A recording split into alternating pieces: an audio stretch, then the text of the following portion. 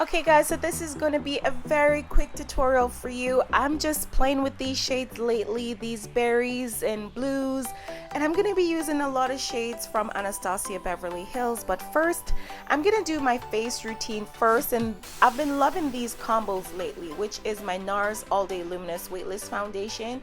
I forgot how much I love that foundation, as well as the Radiant Creamy Concealer from Nars as well.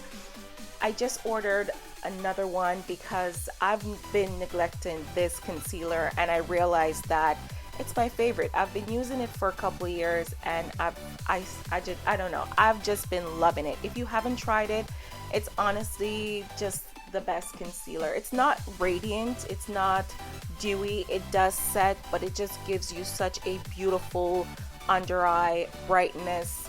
It doesn't look cakey, it just looks absolutely beautiful. Then I'm going to set everything down. I'm going to use my Inglot powder. I'll leave the number down below, but it's sort of like a yellowish powder. For the rest of the face on a e.l.f. brush, I'm going to use the MAC Mineralized Skin Finish Natural Powder, and I'm going to use that to set everything. I just love these powders, especially around fall, when it's getting a little colder, because they have sort of like a skin-like texture to it. It doesn't control oils, but at this time of the year, especially coming around this time of the year, you don't really need much oil control. At least I don't. Anyhow, I'm going to be bronzing with another MAC Mineralized Skin Finish Natural Powder, and that one was Give Me Sun. And it's just going to give my face back some life. You know, when you put foundation and highlight down, you want to bring back some structure to your face. So I find bronzing and contouring does that. And I'm going to use another powder from Inglot as well. I'll leave all the numbers down below in the description box if you guys are curious. But this is another powder from Inglot that I'm using to contour.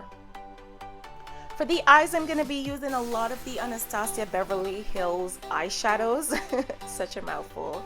And the first shade I'm going to be using is called Birkin. I absolutely love this shade. It looks almost mauve-y, like a very light pinky mauve, but it goes very, very warm in the crease.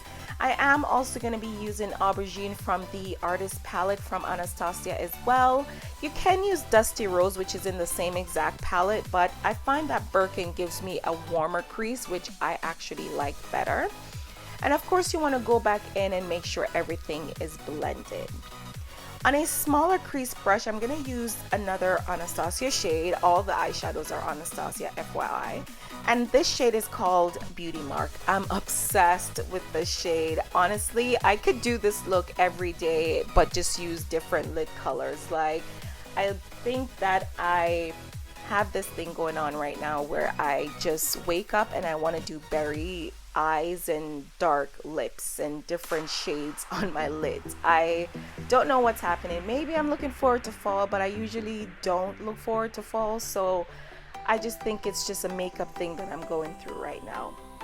Anyhow, I want to add a little bit of light to the center of the eyes, but not too much. So I did use a shade by Anastasia called Wine, and I did pop a little bit of Orange You Fancy on that as well. For my lid color, I'm going to be using this beautiful Anastasia shadow that I've had for such a long time. I've never used it. It's called Dragonfly, and she classified it as a dual chrome eyeshadow, but it does have a, they say dual chrome purple, but I don't really see the purple in it too much when you're looking at it in the pan. But once you pair it with the Beauty Mark and the Aubergine, you can definitely see the purple come into light. I wanted a little bit more sparkle, so I went in with a ColourPop eyeshadow. This one is in the shade Crinkle, I think. And I'm just going to use that right on the center to give me a little bit of sparkle. Anyhow, I'm going to be using these lashes from, not House of Lashes. I almost said House of Lashes, but they're not. They're from Socialize, and they're called Ravishing. They're actually a dupe to a House of Lashes lashes. That's why I almost said that. I think those are by far my favorite ones from House of Lashes. These ones I find are a lot stiffer, and I realized after editing that my lash on the inner corner of my right eye, I think, was coming off a bit, which irritated me, and I almost didn't upload this video for that reason, but the lash was just not cooperating. Anyhow, for my blush, I'm going to be using one of my new discoveries lately. I don't know where this blush has been. It's Coppertone by MAC. You need to get into that blush. It's absolutely subtle but beautiful at the same time. Of course, I'm going to highlight, and for that I'm going to be using a new one that I got not too long ago. It's the Gellar Gilded Honey. I love it. It's very similar to the Makeup Forever #2 one, the Pro Sculpting Duo. So if you have that one, I mean, you don't really necessarily need this one. For lips, I'm going to go in with Whirl Lip Pencil by MAC, and I'm also going to be using a lipstick also by MAC called Blankety. I love these together. I absolutely love this look. As you guys could see, this nude is definitely on a warmer, more pinkier tone, and it just went really, really well with the eyes. I hope you guys do enjoy this video. Thank you so much for watching, and don't forget to thumbs up and to subscribe if you haven't already. I love you guys. Bye.